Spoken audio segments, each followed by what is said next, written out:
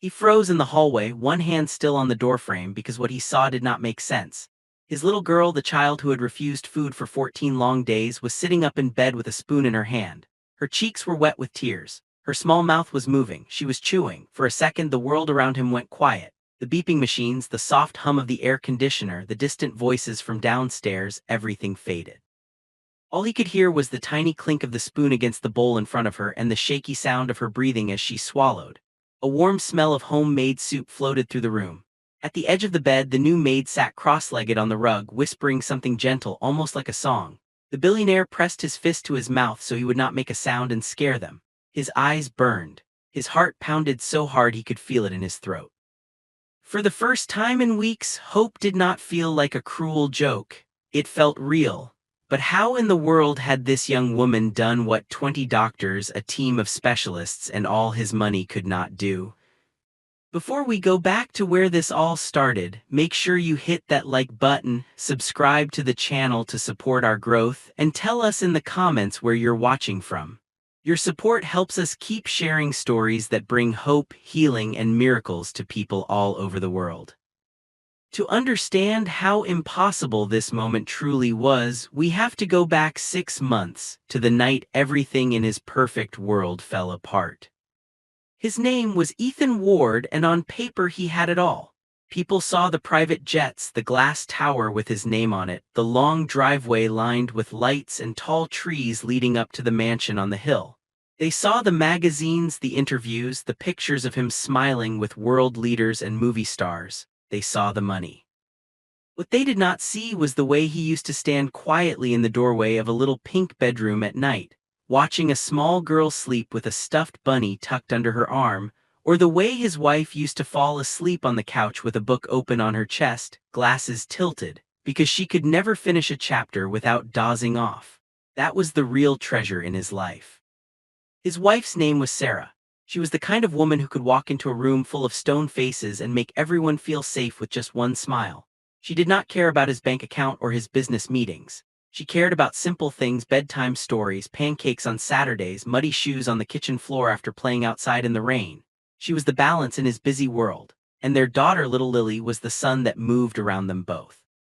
She was 3.5 with big brown eyes and a soft, messy ponytail that never stayed neat. She loved rainbow socks, strawberry yogurt, and the sound of her mother's voice more than anything. On the night it happened, Ethan had been in a boardroom on the 42nd floor, staring at a wall of screens. Numbers flashed, people argued, phones rang, a storm beat against the tall windows, making the whole building hum. His phone vibrated on the table. It was a message from Sarah. "Headed home with Lily, she's sleepy. Save us some of that chocolate cake." He smiled, typed, "Always," added a little heart he would never admit he liked using, and slipped the phone back into his pocket. He never saw her again. Phone call came 40 minutes later. There had been a crash on the highway, wet roads, a truck that slid where it shouldn't have, a small car that got caught in the wrong place. The words blurred together in his head: impact, ambulance, hospital, too much damage, we did what we could. By the time he reached the emergency room, the doctors had already stopped trying. A white sheet covered the body on the bed. A nurse touched his arm and said, "I'm so sorry," but it sounded far away, like she was underwater. Lily survived, but the price was heavy. She woke up in a different hospital room in a different building, with a bandage on her forehead and a bruise across her shoulder. She looked around, confused, asking for her mommy. Ethan tried to explain. Words like "gone" and "accident" and "heaven" spilled out of his mouth, but they were too big and too strange for a 3-year-old to understand. She kept asking, "When is she coming back?" And every time he told her the truth, something in her eyes closed a little more. In the weeks that followed, Ethan tried to be everything at once: father, mother, comforter, protector, provider. But grief did not care that he was rich. It did not care that he owned buildings or companies. It grabbed him by the throat and pulled every breath out slowly. He went to meetings with red eyes and crumpled shirts. He forgot his own appointments. He stood in the pantry at midnight eating cereal straight from the box because he couldn't remember the last time he'd had a real meal. He would peek into Lily's room and see her sitting on the floor, holding her bunny, staring at the closet door as if she expected it to open and show her mother standing there. At first, Lily cried a lot. She would wake up screaming in the night, little body shaking, calling for someone who could not answer. Ethan would run to her, hold her, rock her until his back ached and his arms hurt, whispering that he was there, that she was safe, that he loved her, over and over like a broken record. She would cling to him, hiding her face in his chest. But as the months passed, the crying stopped. She did not seem better, she just grew quieter. She started talking less. She stopped asking questions about where her mother was. She would sit for long minutes just looking at the picture frame on her nightstand, the one with the photo of Sarah holding her in a park, both of them laughing at something the camera had missed. Some days she would turn the frame face down. Other days she would clutch it so hard her fingers turned white. The staff in the house tried to help. The housekeeper, a kind older woman named Mrs. Hall, would bring Lily cookies and tell her silly stories. The driver would bring her new toys from the store. The chef would bake little cakes with her name written in pink icing. Sometimes Lily would nod politely. Sometimes she would push the plate away. Most of the time she just sat, eyes distant, like her mind was somewhere else entirely. Then, 2 weeks before the moment in the doorway, something changed in a way that scared everyone. It started as a small thing, easy to miss. One morning, the chef placed a plate of scrambled eggs and toast in front of Lily and she simply turned her head. No shouting, no fuss, she just looked at the wall. Ethan sat down beside her, exhausted from another long night, and said softly, "Come on, honey, just one bite." She didn't answer. Her small hand stayed in her lap. They thought maybe she was just having a bad day. But then it kept happening. At lunch, she ignored the chicken nuggets she used to love. At dinner, she stared at a bowl of soup until it grew cold and the skin on top wrinkled. The next day, it was the same, and the next. After 3 days, the doctor came to the house. After 5 days, another doctor came. After 7 days, there were so many professionals walking in and out of the mansion that the security guards had to make a list at the gate. Child psychologists, trauma specialists, nutrition experts, each one left with a folder in their hands and worry in their eyes. They tried games, soft voices, breathing exercises. They tried letting her choose the food, making fun shapes with fruit, using videos, songs, and stories. Nothing worked. By day 10, Lily's clothes hung looser on her small frame. The skin beneath her eyes grew darker. She did drink water and a little juice when they begged, but even that was less and less. The doctors warned Ethan that this could become dangerous very quickly. There were words like feeding tube and hospital stay whispered in hallways. He walked through his own home feeling like a stranger, the marble floors cold under his feet, the high ceilings making his footsteps echo like he was inside a museum instead of a house where his family was supposed to live. Every night, Ethan sat beside his daughter at the round table in the breakfast room, surrounded by tall windows that looked out on the garden. The world outside was still beautiful, green grass, flowers, a fountain, but it felt wrong, like a picture from a life that didn't belong to him anymore. He tried every trick he could think of. "Sweetheart, if you take one bite, we can watch your favorite cartoon together. Just try one little bite. I'll read you 3 stories tonight, any ones you want. I'll build a pillow fort in the living room. Remember how fun that was?" But Lily's eyes slid past him like he was a ghost. Her small lips stayed pressed together. Her bunny sat in her lap, its fur worn and thin from too many hugs, but even that did not comfort her the way it once had. It was like someone had turned the light off inside her. One evening after a particularly terrible day when the doctor had said the words, "We might have to admit her if this continues," Ethan sat on the floor of Lily's room long after she had gone to sleep. He leaned his back against the wall and stared at the little bookshelf full of storybooks that Sarah used to read aloud. His fingers dug into his hair. He wanted to scream. He wanted to break something. Instead, he whispered into the dark, "Please, please, I don't care what it costs. I don't care what I have to do, just help my daughter." Downstairs in the quiet kitchen, Mrs. Hall wiped her eyes with the corner of her apron. She had watched this family for years. She had seen them happy. She had seen them hurt. But she had never felt so helpless. "You can't pour from an empty cup," she said softly to the chef, who stood staring at the untouched pot on the stove. "He's breaking." "He's not the only one," the chef replied. "Look at that little girl, it's like she's already halfway gone." The next morning, something unexpected happened. Ethan was in his office, a large room with shelves of thick books and a desk that looked more like a sculpture than something meant for work. Papers lay scattered across the surface, medical reports, appointment schedules, lists of names of specialists. He could barely focus on any of them. A soft knock sounded at the door. "Come in," he said, rubbing his temples. His household manager, a calm woman in her 50s, stepped inside holding a tablet. "Sir, I know your mind is on Miss Lily, but we still need help around the house. Mrs. Hall is doing the work of 3 people." Ethan frowned. "Help." "We had an opening for another maid," she reminded him gently. "I posted the listing 3 weeks ago. We've had applications. I narrowed it down. With everything going on, I didn't want to bother you, but," she hesitated, "someone is here for an interview. She's early." Under normal circumstances, Ethan would have rescheduled. What did he care about house staff when his daughter was fatting in the room upstairs? But something inside him whispered that he needed to keep the house running, that he needed some kind of order in the chaos. He nodded. "Fine, let's meet her." They walked downstairs to the small sitting room near the front entrance, the one used for visitors who weren't high-profile enough for the main living room. Through the open door, Ethan saw a young woman perched on the edge of a chair. She wore a simple dark skirt, a light blue blouse, and cheap black flats that had seen better days. Her hands were folded tightly in her lap. A faded backpack sat at her feet. When she saw them, she stood up quickly. "Good morning, sir," she said, her voice steady but soft. Her accent had a hint of the city on the other side of the river, the part people liked to pretend didn't exist when they looked up at Ethan's glass tower. "My name is Holly Brooks." He studied her for a moment. She looked to be in her late 20s. There was nothing fancy about her, no expensive watch, no polished jewelry. Her hair was tied back in a low ponytail. Her brown eyes were tired but sharp, like she had seen a lot in a short life and had learned to keep moving anyway. The household manager handed him the tablet with Holly's file.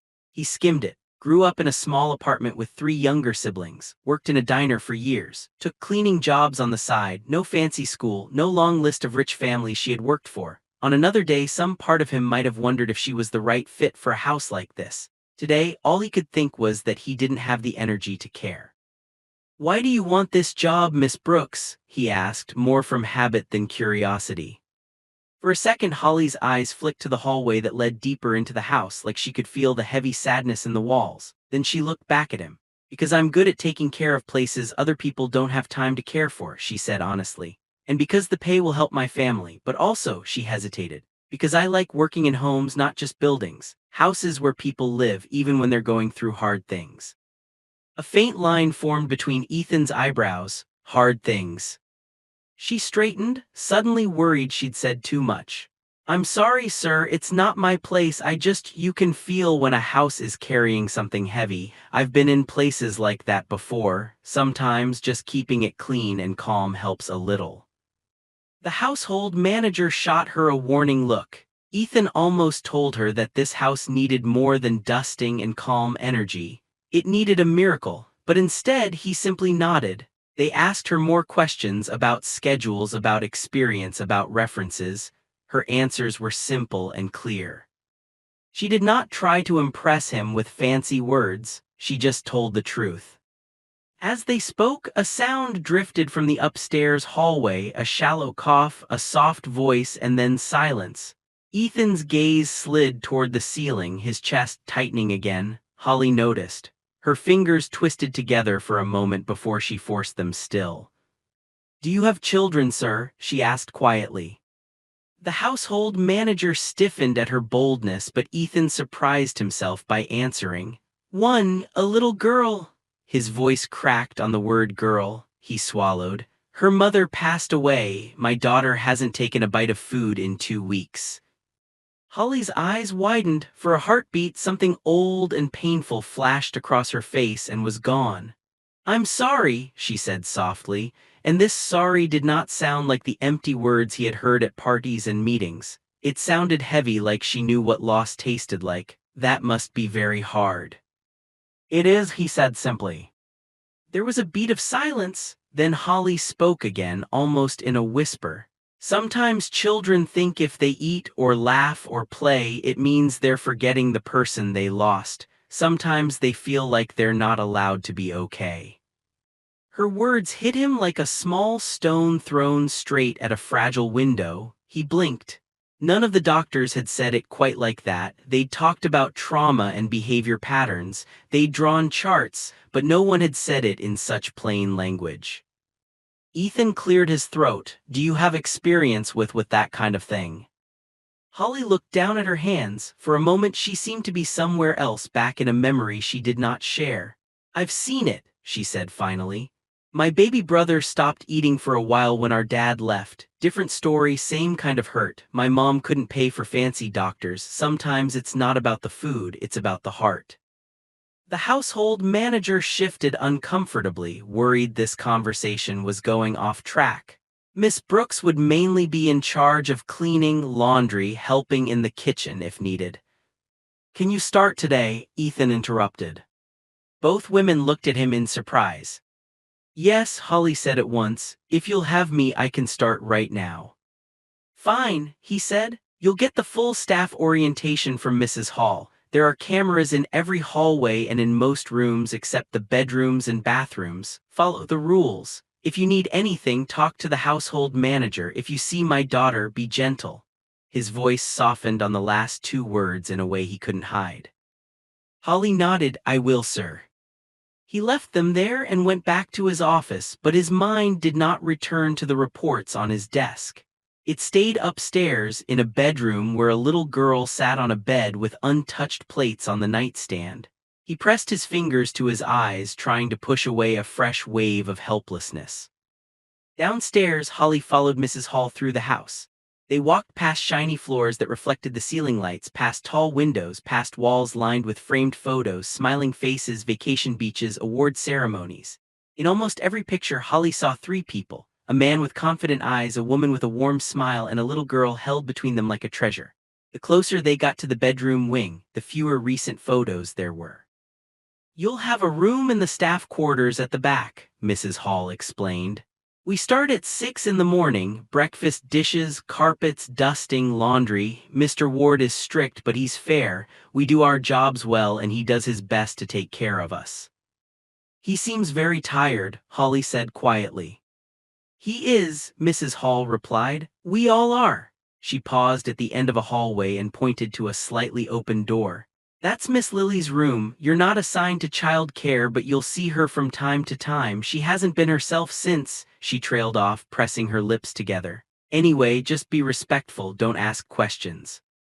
I understand, Holly said, but as they walked away, she glanced at the half-open door and something inside her tugged. That evening the routine repeated itself. The chef prepared a small, gentle meal for Lily: mashed potatoes with a little gravy and soft cooked carrots, the kind of food that is easy to chew and swallow. The doctor had said to keep trying. The table in the breakfast room was set for two, Ethan and his daughter. The rest of the staff stayed out of sight as they had been told, though they moved quietly in the kitchen nearby, listening with heavy hearts. Ethan sat across from his daughter. The plate in front of her sat untouched. Sweetheart, he said softly, your body needs food. Daddy is scared. Please, just one bite. We can do it together. He picked up his own fork and ate a small piece of potato, chewing slowly, exaggerating the motion like he was in one of those baby feeding videos he'd seen online. See, I'll eat with you. Lily stared at the table, not the food, not him. Her small hands rested limp in her lap. Minutes slid by. Ethan tried jokes, he tried promises, he tried begging. Nothing worked. After 40 torturous minutes, he dropped his head into his hands. I don't know what else to do, he whispered. From the kitchen doorway, Holly watched, her heart twisting. She had finished her tasks for the day, making beds, wiping counters, learning where everything went in this huge house, but nothing had felt as heavy as the moment she saw the billionaire sitting across from his silent child. He looked nothing like the powerful man she had seen in news articles. He looked like any other father whose world was falling apart. When the meal ended with the plate still full, Ethan lifted Lily gently from her chair and carried her upstairs. She did not fight. She did not cling. She simply existed in his arms like a doll he was afraid to break. Holly listened to his footsteps fade away, then turned to help clean the table. Don't take it personally, the chef muttered as he scraped the untouched food into the trash. She doesn't eat for anyone. Holly nodded, but she did not answer. She washed the dishes in silence, her mind far away, back in a cramped kitchen years ago where a little boy with big eyes sat at a table refusing to touch his food, convinced that eating meant accepting that his world had changed forever. She remembered what finally reached him, not the doctors, not the lectures, not the tears, but something small and strange and simple. Later that night, after the house grew quiet and the staff settled into their rooms, Holly lay awake on her narrow bed staring at the ceiling. Every creak of the old pipes, every rustle of wind outside the window felt loud in the darkness.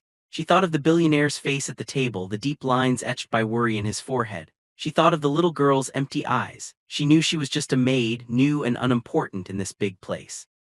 But she also knew what it felt like to sit on the other side of a locked door and listen to your mother cry because she didn't know how to help her child. "Maybe I can't do anything," Holly whispered. "Maybe this isn't my business." But another voice inside her was stronger. "What if you can? What if no one else has tried what you know?" She turned onto her side, curled up with her hands under her cheek like she had when she was a child, and let the memories wash over her. Her brother's stubborn silence, the trick that finally got him to eat again, the game that wasn't really a game at all. An idea began to form, fragile but bright. The next morning the house woke slowly. The sun rose behind thin clouds, painting the rooms in a pale, tired light. The doctor was scheduled to come again in the afternoon. Ethan had already canceled 3 meetings and was considering canceling the rest of the week. He stood in the bathroom, tie hanging loosely around his neck, staring at his reflection.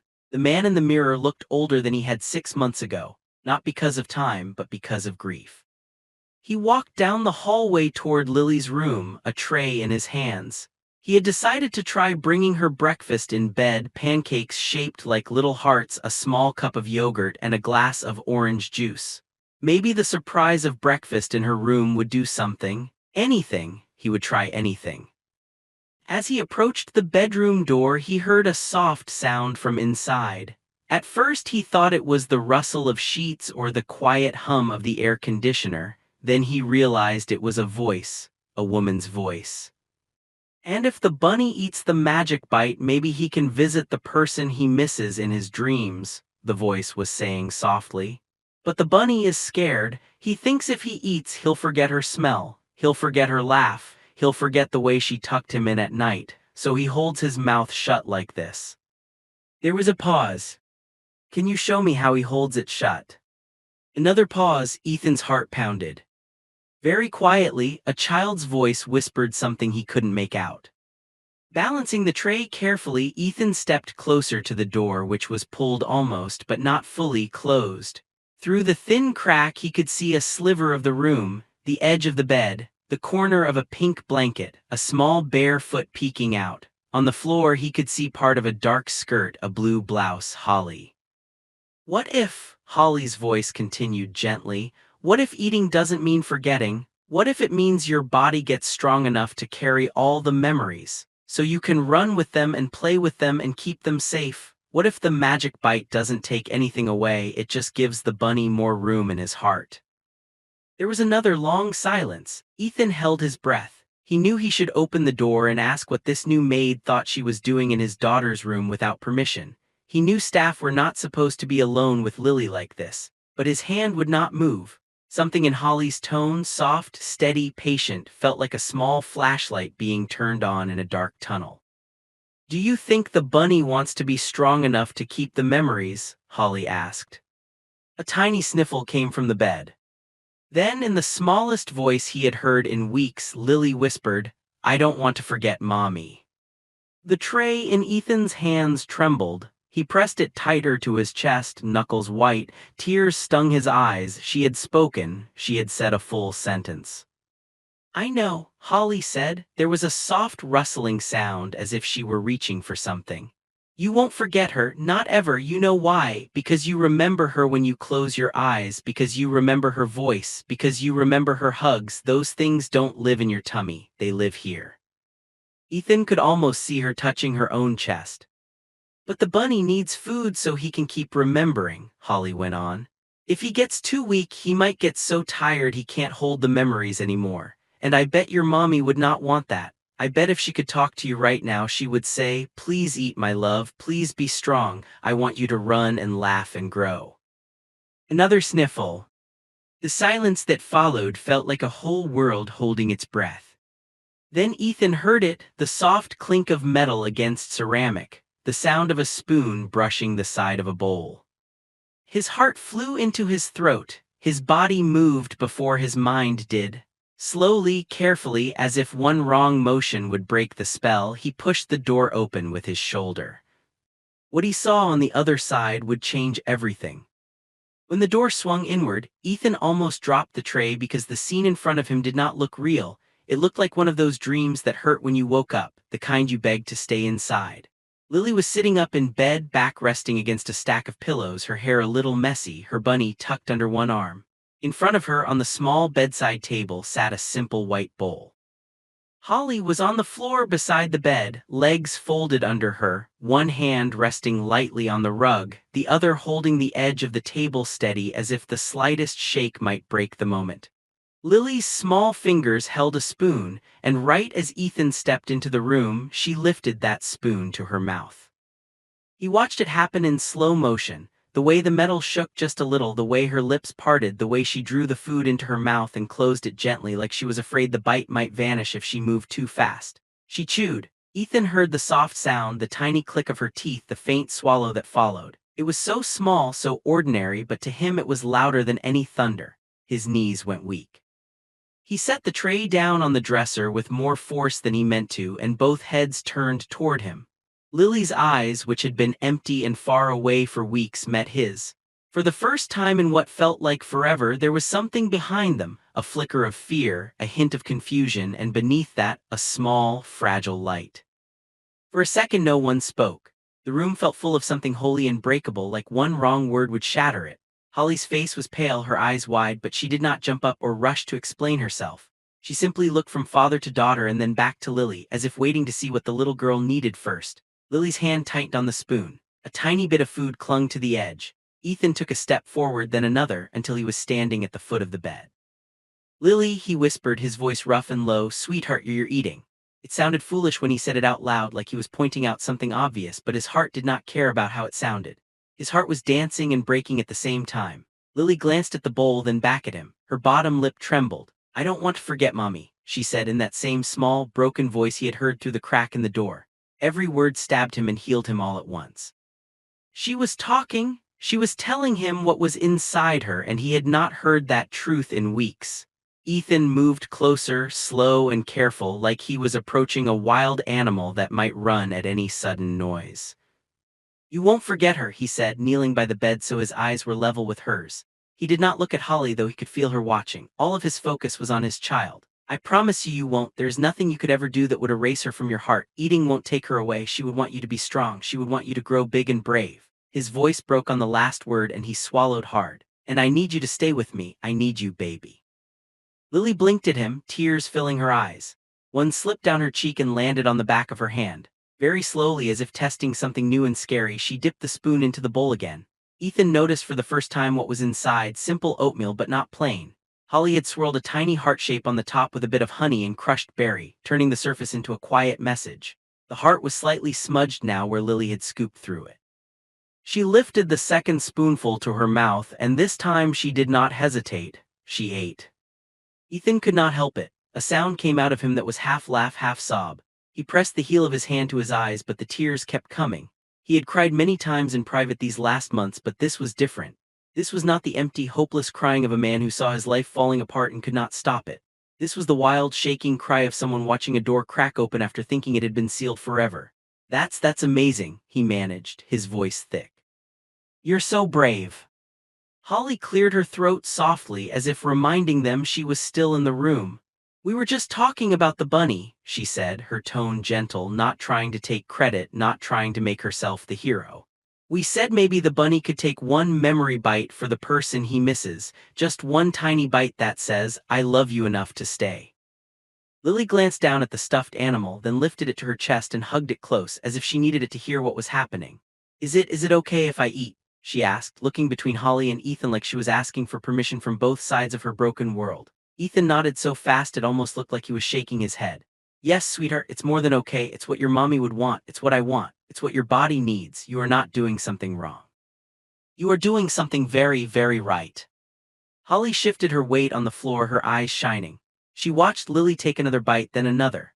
They were tiny bites, and after 4 spoonfuls the little girl stopped, breathing a bit heavier, her small shoulders tense as if she had climbed a tall hill. But her cheeks had a faint warmth in them now that Ethan had not seen in days.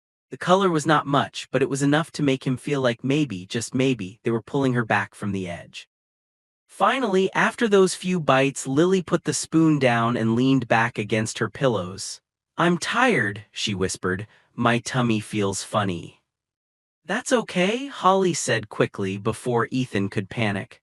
"Your tummy forgot what food feels like. It's surprised. We can let it rest now. You did something huge. Even 3 bites is a big job for such a brave girl." Ethan swallowed his questions about whether 3 bites was enough, about what the doctors would say, about how much a child who hadn't eaten in 2 weeks could safely take in at once. For now, he knew better than to push. He reached out and brushed a strand of hair from Lily's forehead, his fingers shaking. "I am so proud of you," he whispered. So proud."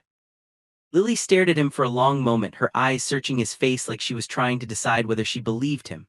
Then she leaned forward just a little and rested her head on his shoulder. It was not a full hug, it was not the fierce clinging he remembered from before. But it was contact chosen by her, and it was enough to crack his heart wide open again. He wrapped one careful arm around her, holding her as if she were made of glass. Out of the corner of his eye, he saw Holly look away, giving them a moment. She stood quietly, gathering the bowl and spoon with soft movements so the clinking would not disturb the child. When she turned to go, Ethan finally spoke to her. "Miss Brooks," he said, his voice low but steady, "please stay for a minute." Holly paused at the doorway, fingers tightening around the bowl. She turned back, trying to keep her face neutral. "Yes, sir." He looked at her, really looked at her. The dark circles under her eyes, the faint scar near her wrist, the way she held herself like someone who had learned to be invisible in rooms where other people were in pain. "How did you do that?" he asked. "We've had specialists here, people with degrees from the best schools. They all tried and failed. You've been here one day and my daughter has taken her first bites in 2 weeks. What did you say to her?" Holly shifted the bowl to her other hand. "I just listened," she said quietly, "and I told her the truth in words she could understand. The doctors know a lot about bodies, I just know a little about broken hearts." She hesitated, then added, "Sometimes kids don't need someone above them, they need someone beside them, someone who is not a doctor or a parent, someone who feels less big, less scary." Ethan's throat tightened. The honesty in her voice cut through some of the fog that had been choking him for months. He wanted to push, to ask what she meant, to dig into the story behind her words. But Lily's head was growing heavier on his shoulder, and he knew the doctor was due to arrive soon. "Thank you," he said, and the word felt too small for what she had just given him. "Really, thank you." Holly lowered her eyes. "I'm just doing my job," she murmured. But they both knew she had gone far beyond anything written in her job description. When she left the room, stepping into the hallway with the bowl still half full, her heart was pounding.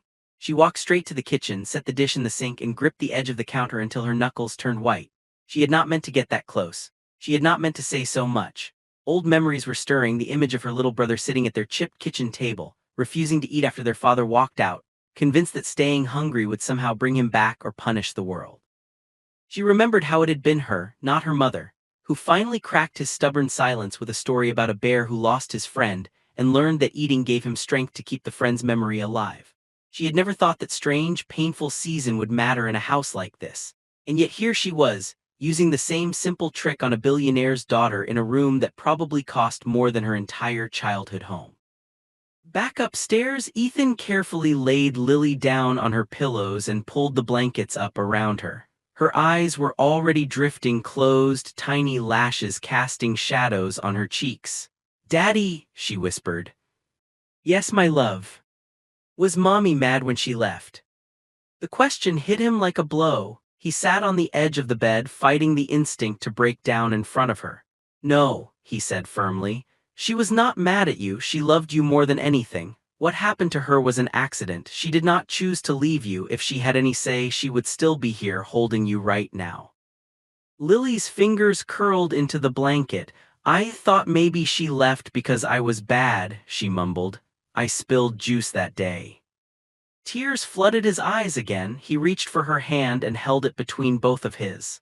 "Listen to me," he said, his voice shaking but fierce. You are not the reason for what happened. Nothing you did, nothing you said, nothing about you made this happen. You are good, you are loved, you hear me, you are not to blame. A quiet sob slipped from her chest.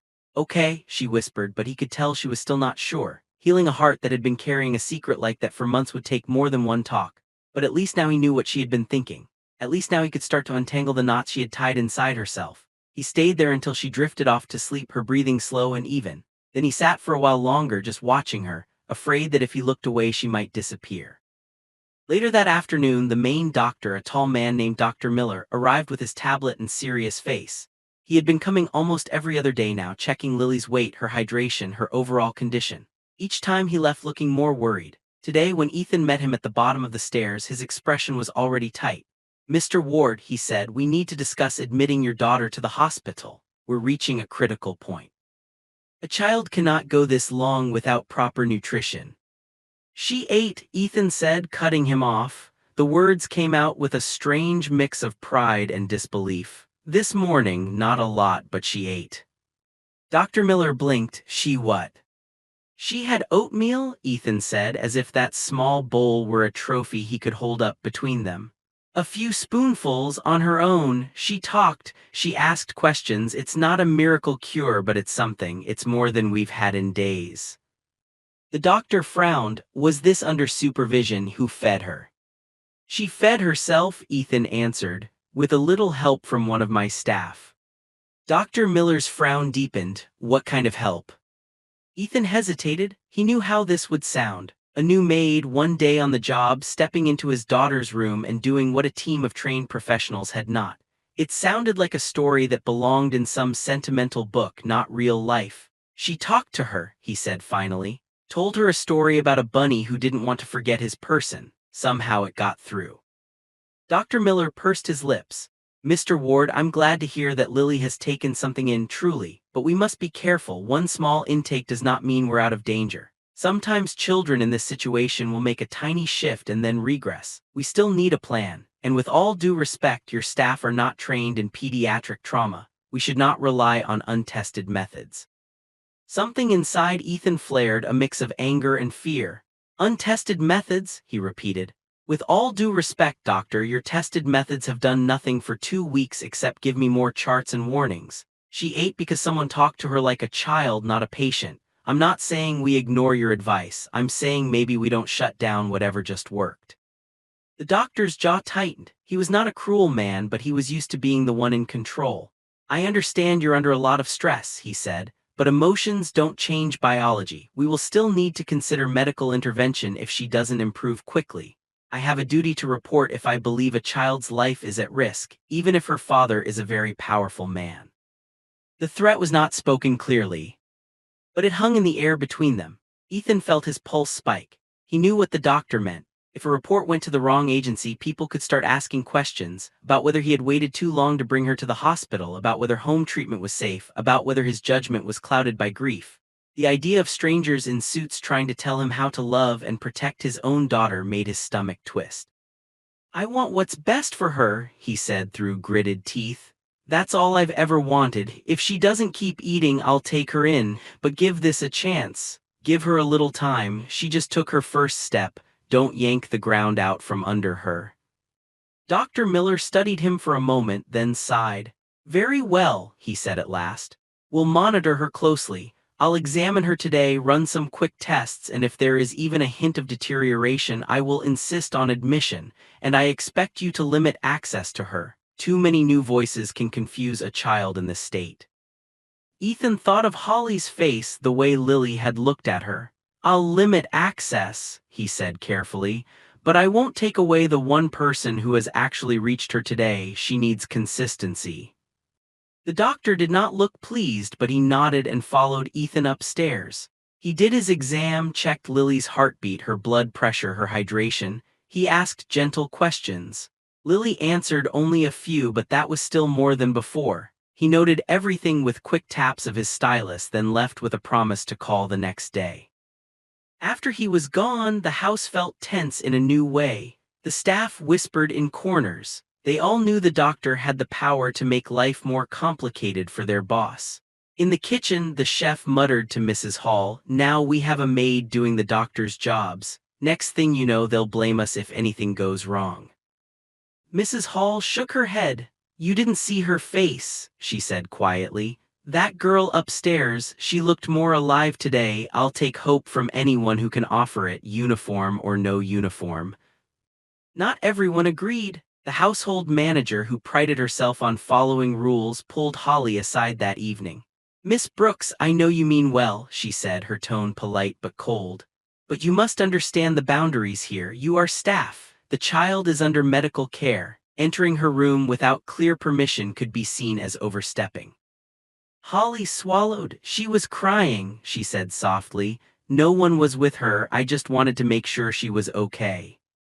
"That is not your job," the manager replied.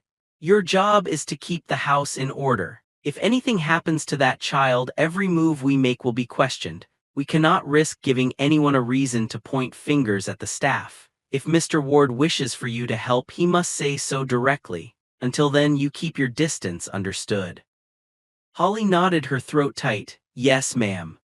That night she lay awake again, staring at the ceiling. A part of her understood the warning. She knew what it was like to be on the wrong side of a power imbalance. But another part of her ached. She had finally seen a spark of life in Lily's eyes, and now she was being told to stay away. "Maybe they're right," she whispered into the dark. "Maybe I should have just kept mopping the floors." But then she remembered the way Lily had clutched her bunny, the way she had whispered about not wanting to forget her mother. She remembered her brother, too thin and too sad at their kitchen table, and the way his hand had finally reached for the spoon when he believed he was allowed to love and live at the same time. The next morning, the situation tested that boundary in a way no one had prepared for. Ethan had an emergency meeting at the office that he could not avoid. The markets were shifting, a major deal was wobbling, and even though his heart was nowhere near his skyscraper, his name and signature were still needed. He stood in Lily's room before he left, watching her breathe. She had eaten a few bites of toast and a little bit of yogurt the night before, with him sitting beside her and telling gentle stories about her mother that did not hurt as much as they had before. She was far from well. But she was not as ghostly as she had been. "I have to go out for a few hours," he told her softly. "I'll be back before dinner. Mrs. Hall will check on you. If you get hungry, you can ask for a snack, okay?" Lily nodded, though she did not promise anything. He bent down and kissed her forehead, breathing in the faint smell of her shampoo. "I love you," he whispered. "I love you too," she murmured almost automatically, but the words were still there. That was something. He left the house with his body in one world and his mind in another. Around mid-morning, clouds rolled in and a soft rain began to fall, tapping against the tall windows of the mansion. The house felt quieter than usual. Most of the staff went about their duties in near silence, their footsteps muffled by thick carpets. In the kitchen, the chef prepared a fresh pot of soup, just in case Lily felt brave again. Holly spent the first half of her shift dusting the library shelves, dragging a small ladder along the wall, wiping picture frames. In many of the photos, Sarah smiled from beside Ethan, her eyes bright, her arm around Lily. The more Holly looked at her, the more she felt a strange ache in her own chest, as if she were missing someone she had never known. As she dusted one high shelf, her cloth knocked against a small, thin book tucked between larger volumes. It slid forward and fell to the floor with a soft thud. Holly climbed down and picked it up. It was a photo album covered in pale blue fabric, the edges a bit worn. She hesitated, then opened it just a crack.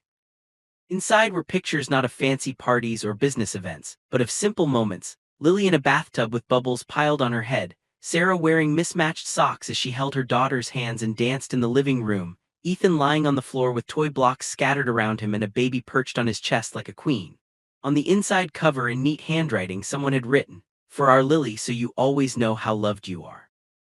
Holly closed the album, her throat tight. She knew she should put it back, yet something told her it was important. Not for her, but for the child upstairs. Tentatively, she slid it into the pocket of her apron. She told herself she was only holding it until she could ask permission to bring it to Lily. An hour later, a sharp sound shattered the quiet, a thin, frightened cry from the top of the stairs. It sliced through the air like a knife. Holly's head snapped up. She froze for a second, waiting for someone else to move, someone with official permission. But the cry came again, longer this time, and it was not the bored whining of a child who wanted a toy. It was the panicked sound of someone who had just woken from a nightmare and found that the nightmare was real. Without thinking, Holly dropped her duster and ran. She heard footsteps in other parts of the house, but she did not wait to see who they belonged to. Her legs carried her up the stairs two at a time. At the top, she saw Lily standing in the hallway outside her room, bare feet on the cold floor, one hand clutching her bunny, the other pressed to her stomach. Her face was pale, her eyes wide and unfocused. "Mommy," she was crying. "Mommy, don't go, don't go, don't go." "Sweetheart, it's okay," Mrs. Hall called as she hurried from the opposite end of the hall, but Lily did not seem to hear her. She stumbled toward the railing, still half caught in whatever dream had dragged her awake. Holly's heart leaped into her throat. Without thinking about rules or warnings or job descriptions, she moved. She reached Lily just as the little girl's knees buckled. Holly dropped to the floor, catching her under the arms before she could hit the ground. Lily's body was frighteningly light, her bones sharp under Holly's hands. I've got you," Holly whispered, pulling the child gently into her lap. She sat on the hallway rug, cradling Lily against her chest, rocking back and forth. "You're safe, you're home, you're not alone." Lily shook her head wildly, tears streaming down her face. She left," she sobbed, the words tumbling over each other. "I told her I'd be good, I told her, but she left." Holly pressed her cheek to the top of Lily's head, her own eyes burning. "She did not leave because you were bad," she said firmly. "You hear me? This was not your fault. She loved you, she still loves you. Love does not disappear when bodies do, it stays." Mrs. Hall reached them, breathless, one hand over her heart. "Oh, baby," she breathed, kneeling beside them, "you scared us." Lily's sobs grew louder, then turned into coughing. She gasped for air, her small chest heaving. For a moment she seemed to forget where she was, clawing at Holly's shirt like a child drowning in a wave. Holly held her tighter, murmuring soothing sounds that were not even words, just soft hums and gentle shushes. It took several long minutes for the storm to pass. Slowly, Lily's breathing steadied, her hands loosened, she sagged against Holly, exhausted. "My tummy hurts," she whispered hoarsely. "I feel empty and heavy at the same time." "That's the fear talking," Holly murmured. "And also your body being confused. It's been hungry for so long it doesn't know what to do with feelings, but we're going to teach it, together." Mrs. Hall glanced down the hallway nervously. "We should call the doctor," she said, "and Mr. Ward, he will want to know." Holly nodded, but her mind was already turning. She could feel Lily's ribs under her hand. This child could not afford many more episodes like this. "Can we get her some water?" she asked. "Just a few sips, and maybe later a little bit of something soft." Mrs. Hall hesitated. The doctor said not to push. "We won't push," Holly replied. "We'll invite." She carefully stood, lifting Lily in her arms as if she weighed nothing. "Let's get her back to bed." They settled Lily with fresh pillows and a cool cloth on her forehead. Mrs. Hall went to call the doctor and send a message to Ethan. Holly sat on the edge of the bed, unsure if she should stay or go. Then she remembered the photo album in her apron pocket. She pulled it out, turning it over in her hands. "Lily," she said softly, "can I show you something? If you don't like it, I'll put it away." The little girl blinked at her, eyes still shiny. "What is it?" she whispered. "It's a book about you," Holly said, "and about your mommy. Someone made it for you a long time ago." She opened the album to the first page and tilted it so Lily could see. There in bright colors was a picture of a baby wrapped in a pink blanket, her face scrunched up in a tiny cry while a tired but glowing Sarah held her close. Underneath, in the same neat handwriting, were the words, "The day our world got brighter." A sound like a tiny gasp slipped from Lily's lips. Her fingers reached out and brushed the page. That's me," she said. "Yes," Holly replied, "and that's your mommy. Look how happy she is to hold you. Look at her eyes." Lily stared, her own eyes filling again, but this time the tears were different. They were not wild and panicked. They were slow and deep, drawn up from somewhere quiet inside. "She looks like she loves me," Lily whispered.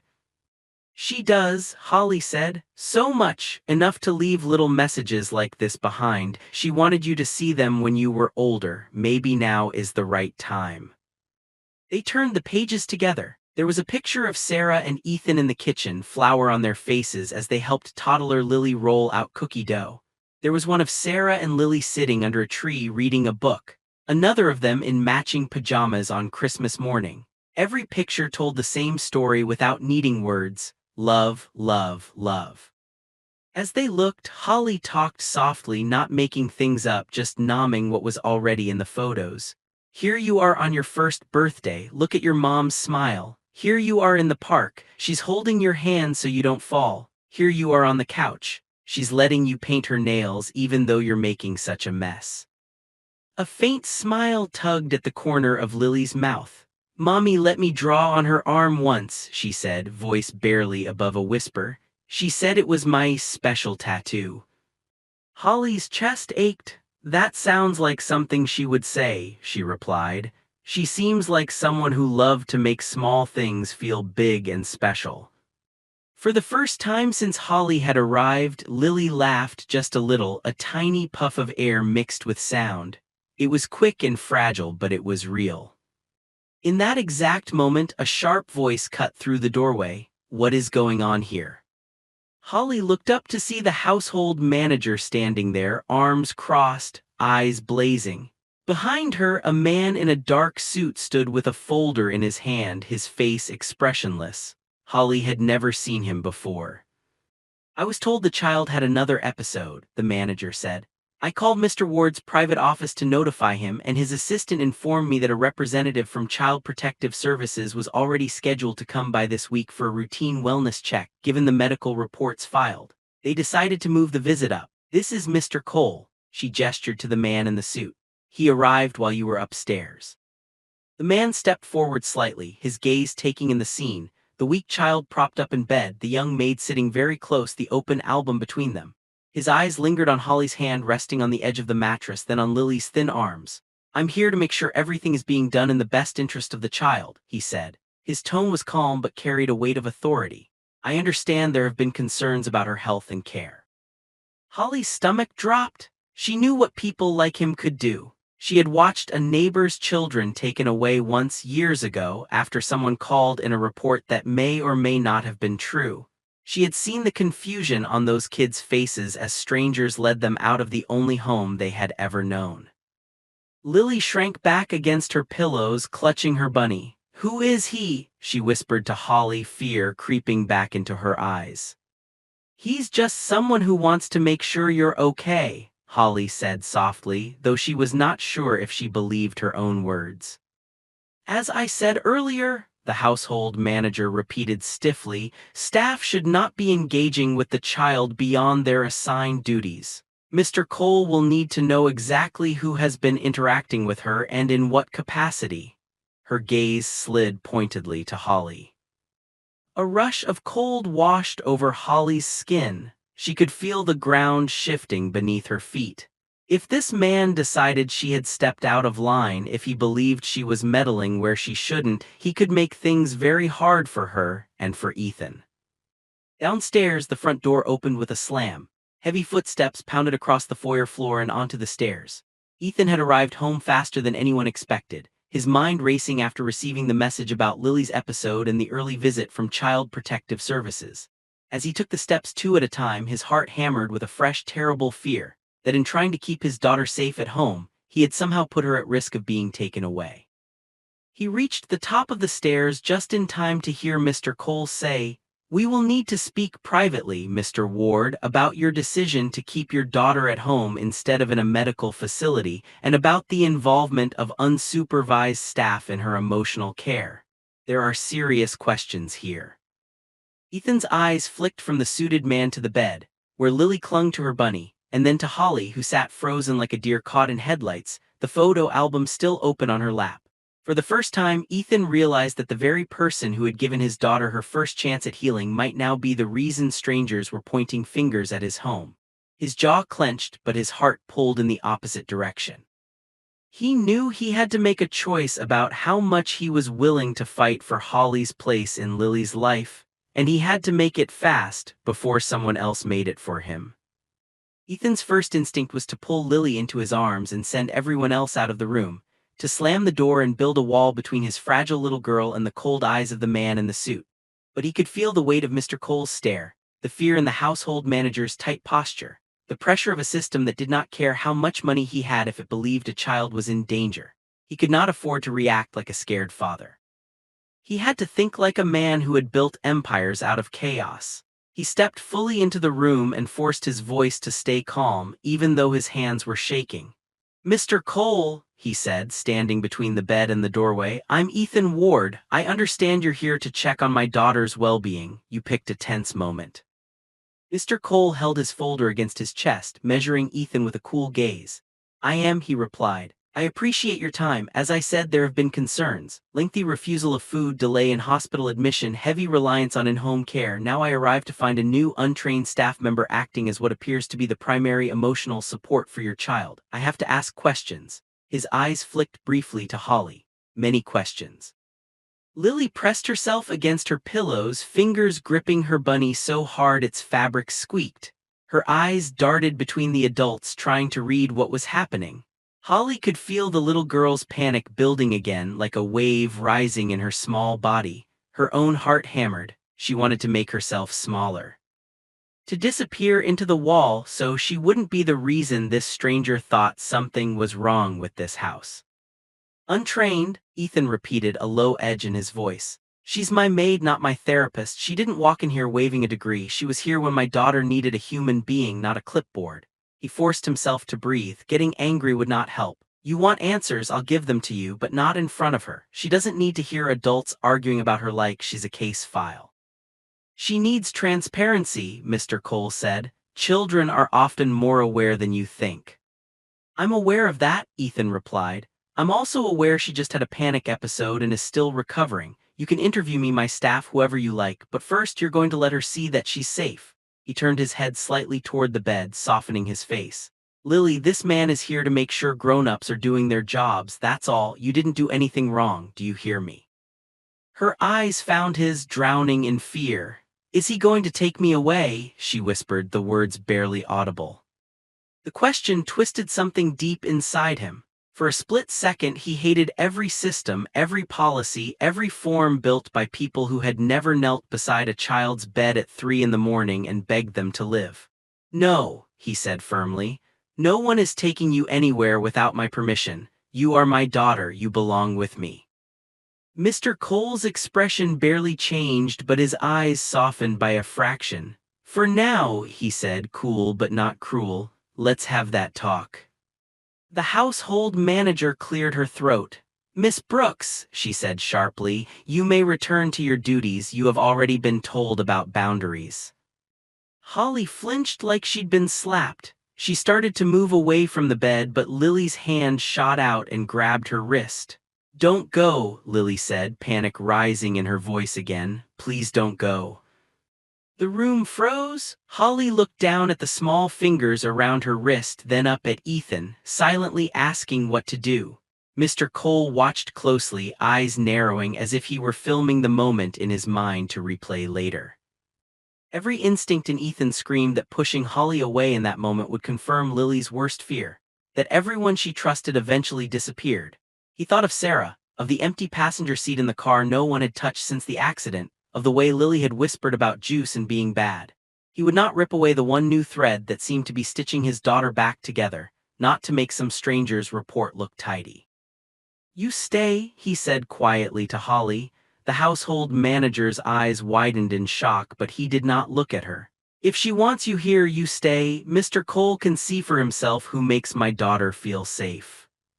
Mr. Cole let out a slow breath as if filing that decision in some mental folder. "Very well," he said, "but I'll need to speak with Miss Brooks privately later." Holly nodded, throat drying. "Yes, sir." They settled into an uneasy arrangement. Ethan pulled a chair closer to the bed so he could be between Lily and the doorway. Holly sat on the mattress edge, careful to keep enough distance to show respect but close enough for Lily's hand to keep hold of her wrist if she needed. Mr. Cole stood near the foot of the bed, opening his folder. The household manager lingered in the doorway, clearly torn between wanting to hear everything and knowing she should not crowd the room.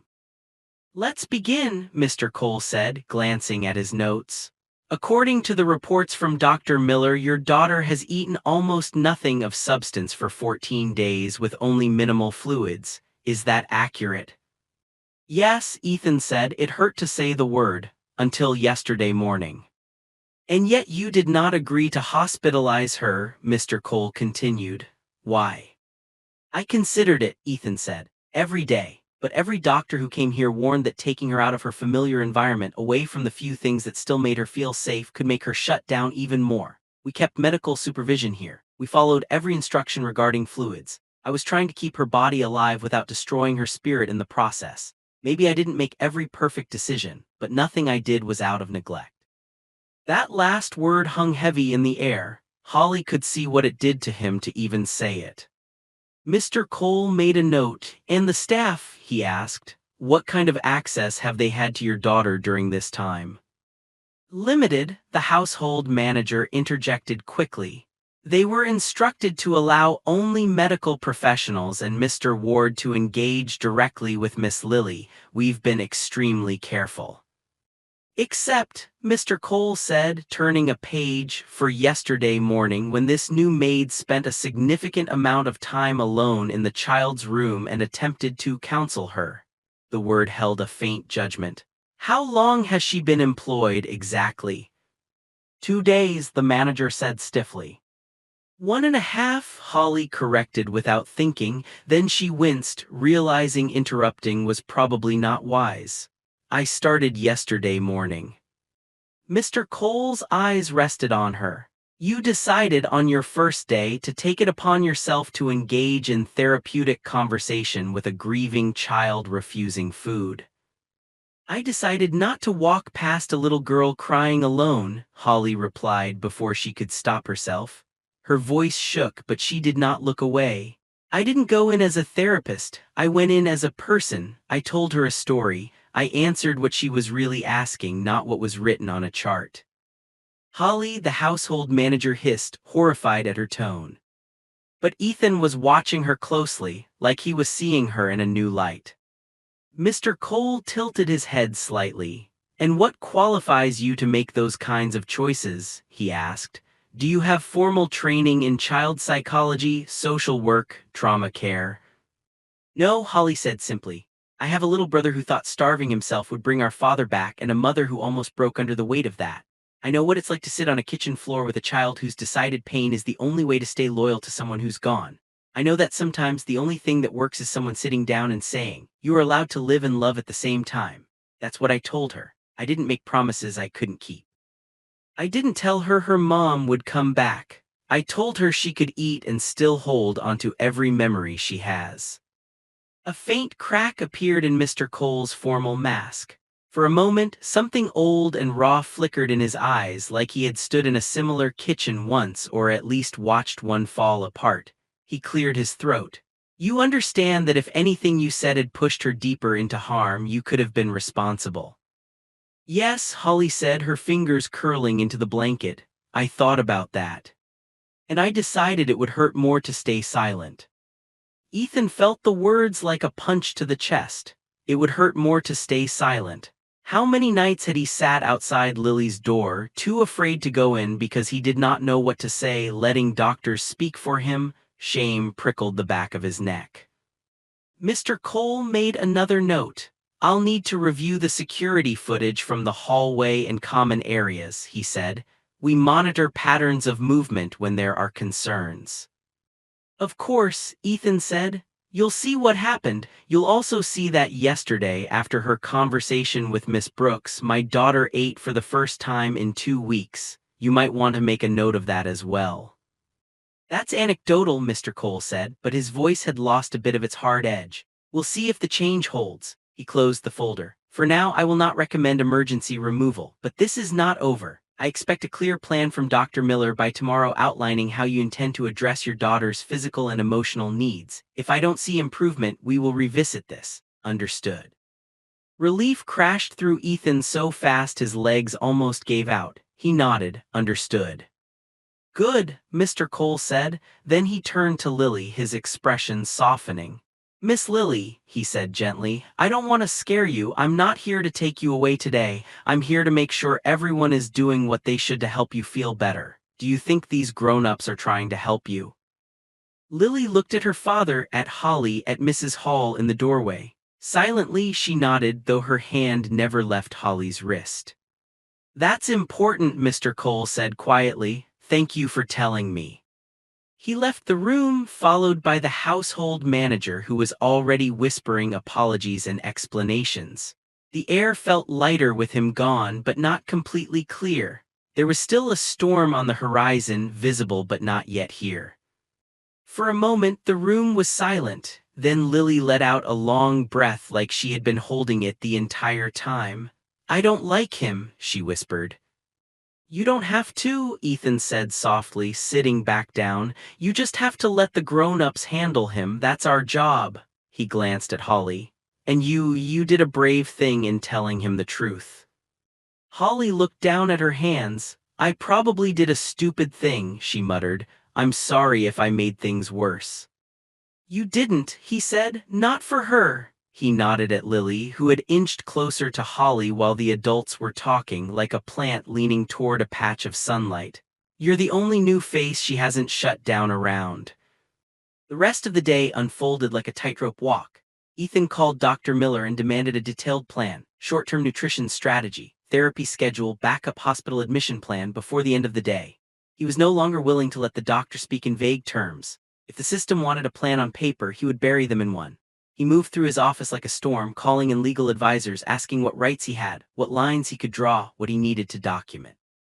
Downstairs, the staff moved around him like people in a house built on glass, afraid their footsteps could crack it. Some avoided Holly's eyes completely. The chef was polite but distant, as if fear had drawn a line between them. The household manager gave instructions in a clipped voice, making it clear that while Ethan might have invited Holly into his daughter's world, she still believed it was a mistake. Only Mrs. Hall treated her the same, or maybe even kinder. As she handed Holly a stack of towels for the guest bathrooms, she squeezed her arm gently. You did right by that child, she murmured. Don't let anyone make you feel guilty for caring. Holly swallowed hard. If they start blaming Mr. Ward because of me, I don't know if I can stay, she confessed. I won't be the reason he loses anything else. People like Mr. Cole come and go, Mrs. Hall said.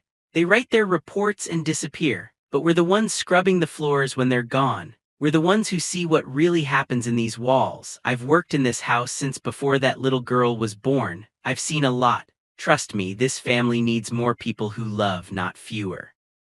Later that evening, as the sun dipped low and painted the sky a soft gold, Ethan knocked on the frame of the kitchen doorway where Holly was drying dishes.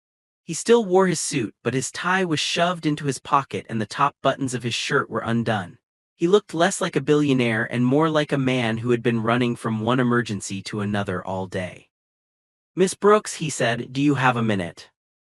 Her heart skipped. Was this it? Was he going to tell her to pack up, to leave quietly so the reports would be cleaner? She set the dish towel down carefully. Of course, sir. He jerked his head toward the hallway. Walk with me. They walked in silence at first, down the long corridor lined with framed photos. Each picture felt like a timeline of a life that had been ripped in half. Finally, they stopped in front of the library. He pushed the door open and gestured for her to sit, then closed it behind them. I watched the footage, he said, leaning against the edge of his desk instead of sitting behind it.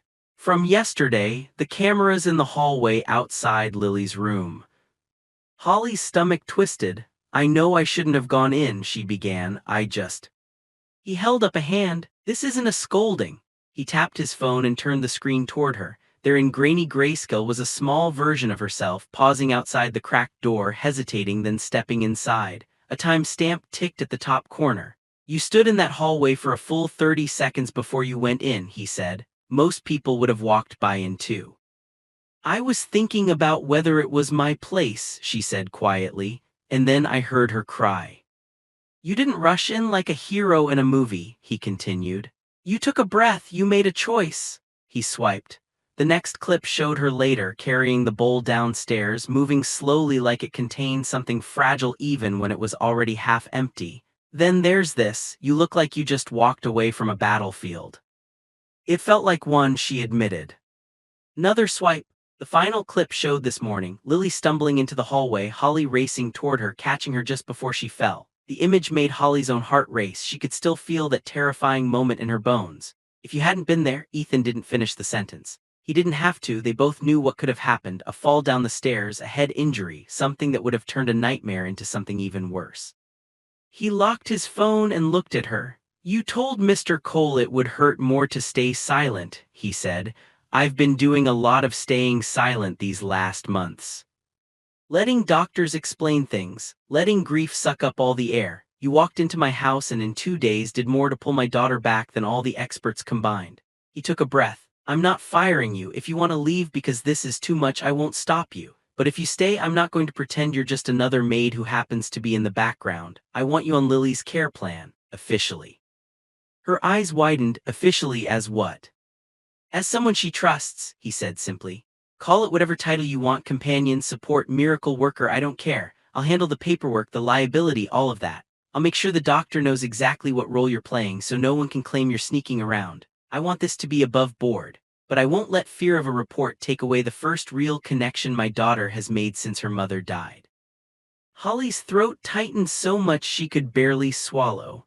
Why? She asked before she could stop herself. Why trust me? I'm nobody to you. I don't have the kind of background people like you put on resumes. He studied her face for a long moment. My wife used to say something, he said quietly. She'd say, you can teach skills, but you can't teach heart. We hired a nanny once who had the perfect credentials. She worked for 3 other wealthy families, came with glowing letters. She lasted 2 weeks. She could do everything right on paper, but she talked to our daughter like she was a task. You don't. I've built my whole life on numbers and plans and risk assessments. But right now, what my daughter needs is someone with a heart that refuses to look away when things get hard. That's you. Tears spilled over before Holly could stop them. She swiped them away quickly with the back of her hand, embarrassed. I don't know if I can fix her, she whispered. I'm not asking you to fix her, he said. I'm asking you to walk beside her while the rest of us try, that's all. She took a deep breath and nodded. Okay, she said, I'll stay for as long as I'm helping. The days that followed became a strange, delicate routine. Each morning, Holly would knock softly on Lily's door and wait for a tiny come-in before entering. She brought the photo album with her every time, and together they would flip through a few pages, talking about the moments frozen in each photograph. They didn't rush. Some days they only looked at one picture. Some days they didn't open the book at all, just held it like a quiet promise. Food became a game they called Memory Bites. For every small bite Lily took, Holly would ask her to share one happy memory of her mother, a smell, a sound, a silly joke. Sometimes the memories came easily. She used to sing off-key in the car. She put my socks on her hands and chased me. Other times, they got stuck in Lily's throat and came out tangled with tears. On those days, Holly didn't push. She would say, your heart is full today, that's okay. We can try again later. Slowly, Lily's body began to adjust. At first, even a few spoonfuls of soup or mashed potatoes made her stomach cramp. The doctor monitored her closely, checking her blood work, adjusting how often and how much she ate. We have to be careful not to refeed too quickly, he warned. Her system is fragile, but he also could not deny the progress. Weight loss slowed. Her eyes, though still ringed with shadows, did not look as hollow. She still tired easily, but there were moments when she laughed, or at least almost laughed, and those moments were like the first blades of grass pushing through cracked concrete. Ethan rearranged his life. Meetings were moved, calls were taken from the hallway outside his daughter's room, deals were handled by deputies. His board grumbled at first, but one sharp, exhausted speech about priorities shut them up. The company can survive without me for a month, he told them. My daughter cannot. One evening, about a week after Mr. Cole's visit, Ethan stood in the doorway of Lily's room again. This time the scene was different from the one he'd walked in on before. The curtains were half open, letting in the warm orange light of sunset.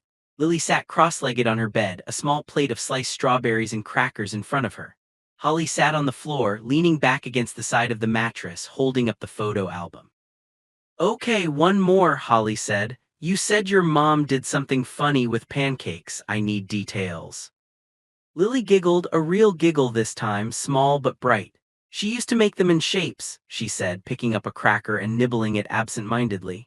Not just circles. One time she tried to make a pancake shaped like a cat, but it looked like a blob, so she said it was a mystery animal and we had to guess what it was. She pretended it could change every time we guessed wrong. That's genius, Holly said. I'm stealing that. Do you have kids? Lily asked suddenly. The question caught Holly off guard. Her smile faltered. No, she said softly, I don't. Why not? Holly hesitated, choosing her words carefully. Because I've had to spend a long time taking care of other people first, she said. My brother, my mom, then myself. Life doesn't always go in the order you expect, but I've always liked taking care of kids, especially ones who like mystery pancakes. Would you make them for me sometime? Lily asked. If your dad and your doctor say it's okay, Holly replied. We'll make the weirdest, wobbliest pancakes this house has ever seen. Ethan watched them unseen, his heart full and aching. It was a quiet scene, nothing dramatic, no tears, no shouting, no miracles that could be captured in a headline, just a child eating without being begged and a young woman making room for both joy and sadness in the same breath. It was in many ways more powerful than that first spoonful of oatmeal. This was not a fluke. This was a life slowly stitching itself back together. He cleared his throat gently so he wouldn't startle them. I feel like I just walked in on a secret club, he said, smiling. Lily looked up. We're talking about pancakes, she said. That sounds like very important business, he replied. Mind if I sit in?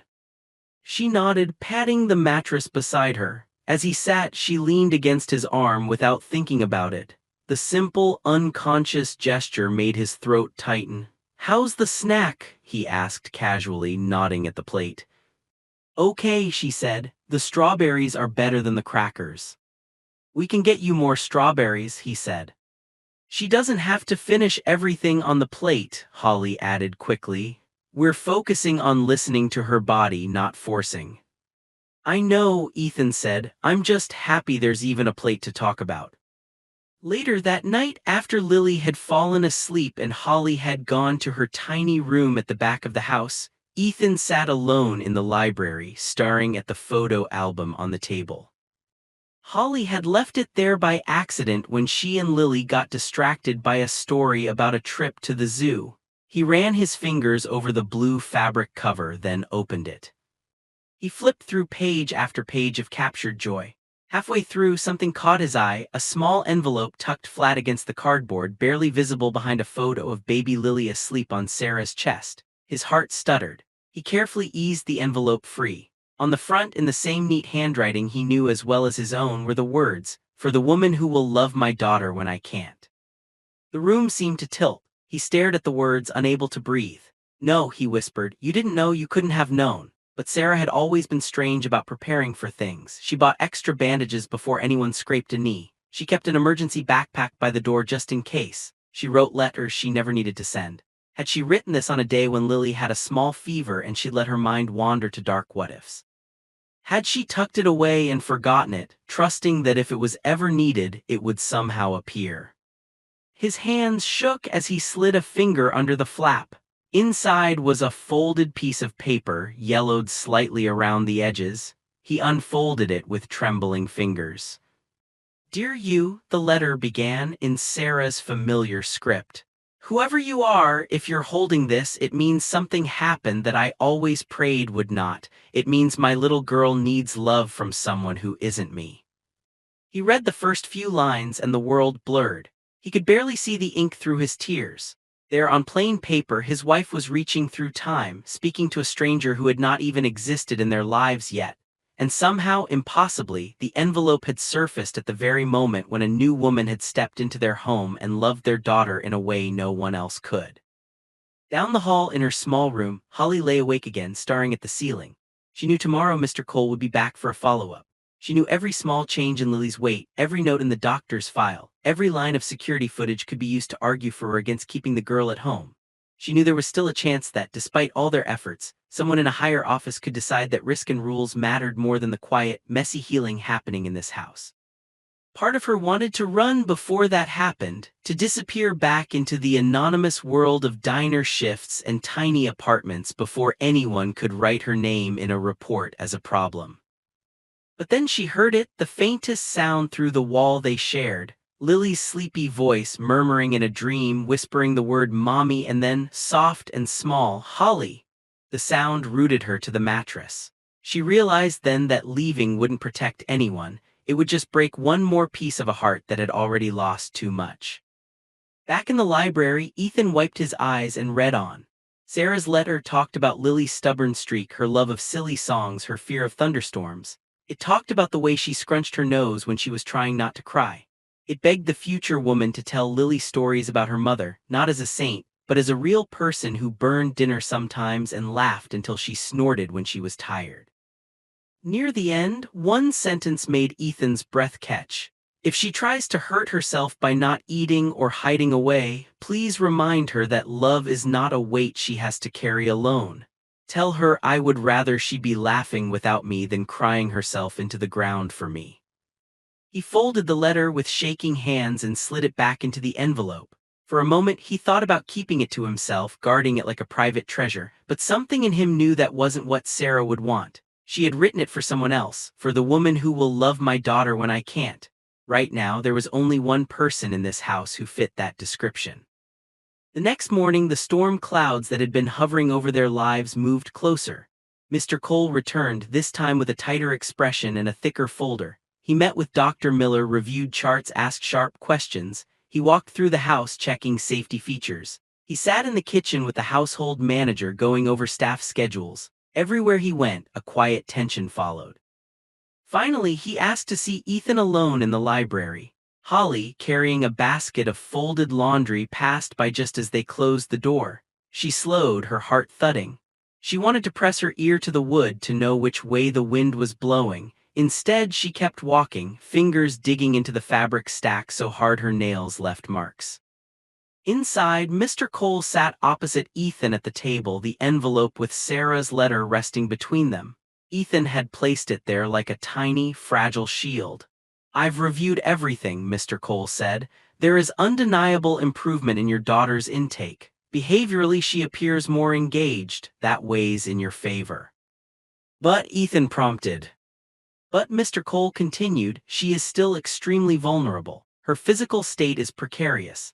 And frankly, this entire arrangement hangs on a very thin thread: one new staff member, one unorthodox approach, one father's determination. If any of those things shift, this could go very wrong very fast. My supervisors don't like could, they like certainty.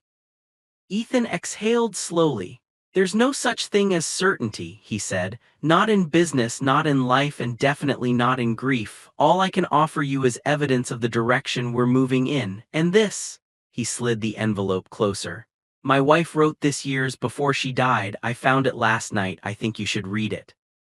Mr. Cole frowned, clearly not used to being handed handwritten letters in the middle of formal evaluations. What is it? A letter to the woman who would love our daughter if she couldn't, Ethan said quietly. She didn't know she'd need it, but she wrote it anyway. She describes exactly the behavior you're worried about, the withdrawing, the self-punishing. She understood our daughter better than any of us, and she asks directly for someone like Holly. Holly is a housemaid, Mr. Cole said. And also a human being with the exact experience to understand what my daughter is doing to herself, Ethan replied. Read it, then tell me this is all just a rich man trying to keep control. Mr. Cole hesitated, then picked up the envelope and unfolded the letter. As he read, his expression shifted bit by bit.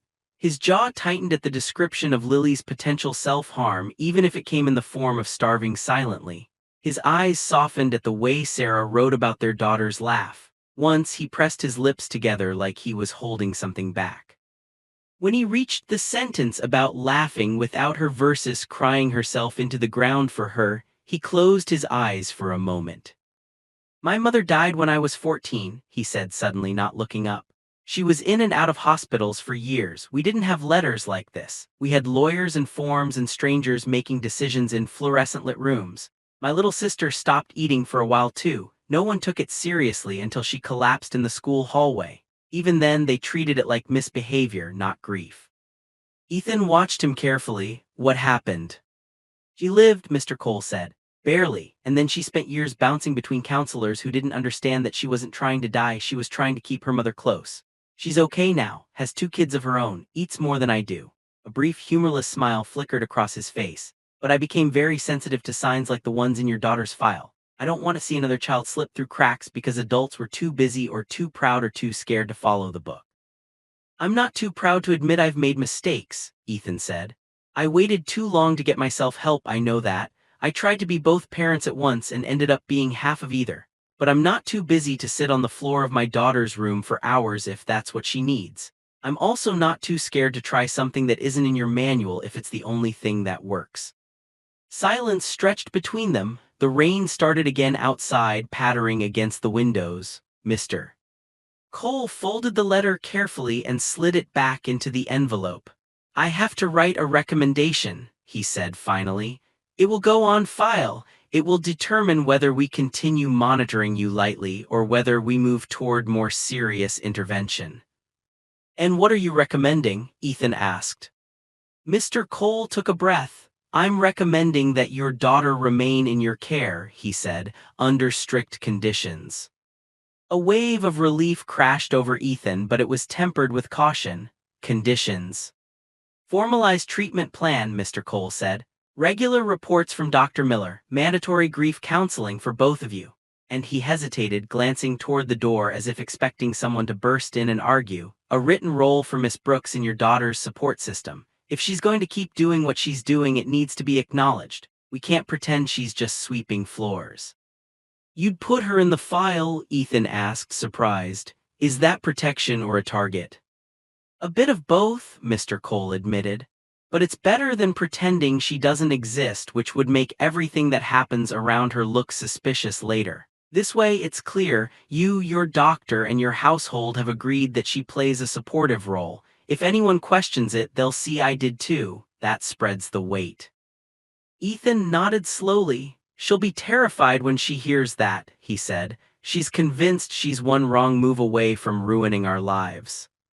Tell her this, Mr. Cole said. People who ruin lives rarely lie awake at night worrying about it. The fact that she's scared means she's careful. Careful people are the ones I trust most around kids like your daughter.